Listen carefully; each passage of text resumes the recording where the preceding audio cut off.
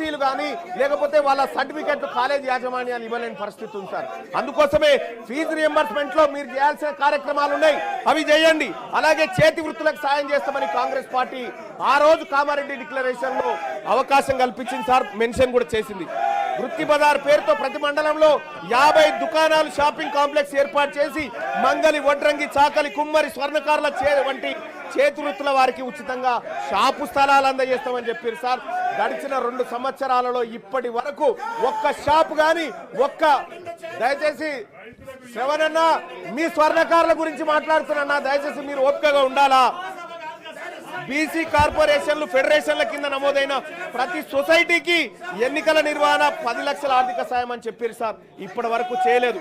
నేను అడుగుతా ఉన్నా, గౌరవ మంత్రివర్యులను అడుగుతా ఉన్నా, మీరు అమలు చేయడానికి మీరు ఇవ్వడానికి సిద్ధంగా ఉన్న అంశాలు అనేకం ఉన్నాయి ఇక్కడ, వీటిని చిత్తశుద్ధితో అమలు చేయండి. 42% రిజర్వేషన్ విషయంలో మీరు పోరాడుతున్నటువంటి విధానంలో కానీ లేకపోతే కేంద్ర ప్రభుత్వం సృష్టిస్తున్న అడ్డంకుల విషయంలో కానీ మేము మీకు అండగా నిలబడతాం. కానీ మీరు కామారెడ్డి డిక్లరేషన్ లో ఇచ్చిన ప్రతి అంశాన్ని అమలు చేయడంలో మీ చిత్తశుద్ధి సరిగా లేదని అర్థమవుతా ఉంది. అలాగే ఇక్కడ మంత్రివర్గాల విషయంలో మా బీసీలకు ఇంకా మంత్రివర్గాలు పెరగాలన్నటువంటి అవసరం ఉంది అధ్యక్ష. మా బీసీలకు మంత్రులు పెరగాలి, మా బీసీలకు అవకాశాలు పెరగాలి, మా బీసీ సర్పంచ్లకు, మా బీసీ ఎంపీటీసీలకు, మా బీసీ జెడ్పీటీసీలకు అందరికి కూడా అవకాశాలు మెరుగుపడాలి అధ్యక్ష. Don't come to this please మీకు మైక్ ఉంది, మీకు మైక్ ఉంది అక్కడ వెళ్ళండి ప్లీజ్ మీ మైక్ మీ సీట్లో కూర్చొని మాట్లాడండి ప్లీజ్ అక్కడ వెళ్ళండి please.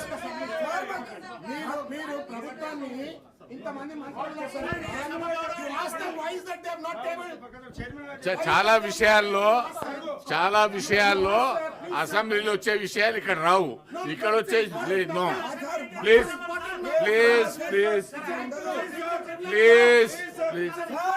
Madhu please go and sit there, go to your seat please. మీ సీట్లలో వెళ్ళండి ప్లీజ్. బీసీ బిల్ మీద మాట్లాడండి, అవకాశం ఇస్తాను please. Complete your thank you sir. Sir ఇవాళ ఈ రాష్ట్ర ప్రభుత్వం తీసుకొస్తున్నటువంటి సవరణ ద్వారా అధ్యక్ష, గతంలో కేసీఆర్ ప్రభుత్వం తీసుకొచ్చినటువంటి ఈ 50% ఏదైతే 34% చేయాలన్న వాళ్ళ ప్రయత్నాన్ని అడ్డుకున్నారు సార్ ఆ రోజు హైకోర్టులో. ఇప్పుడు మళ్ళొక్కసారి అడ్డుకోరన్న గ్యారంటీ ఏమైనా ఉందా? ఈసారి చేసేటువంటి అమెండ్మెంట్ కూడా ఖచ్చితంగా అడ్డుకుంటారు వాళ్ళు. అడ్డుకున్నప్పుడు మేము ఎవరి మొహం చూడాలి? మా బీసీలు ఎటువైపు చూడాలి సార్? అప్పుడు మాకు ఎట్టి పరిస్థితిలో ఇది ముందుకు పోతదనేటువంటి ఆలోచన లేదు.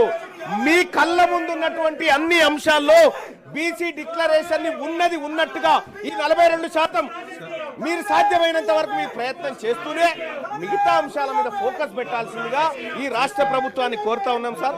అలాగే ఇదే బీసీలకు సంబంధించినటువంటి విషయంలో ముదిరాజులను అధ్యక్ష, ఇదే కామారెడ్డి డిక్లరేషన్ లో మా ముదిరాజు సోదరులను జీఓఎంఎస్ నెంబర్ 19/2/2009 పునరుద్ధరణ చేస్తామని చెప్పి కాంగ్రెస్ పార్టీ హామీ ఇచ్చింది అధ్యక్ష.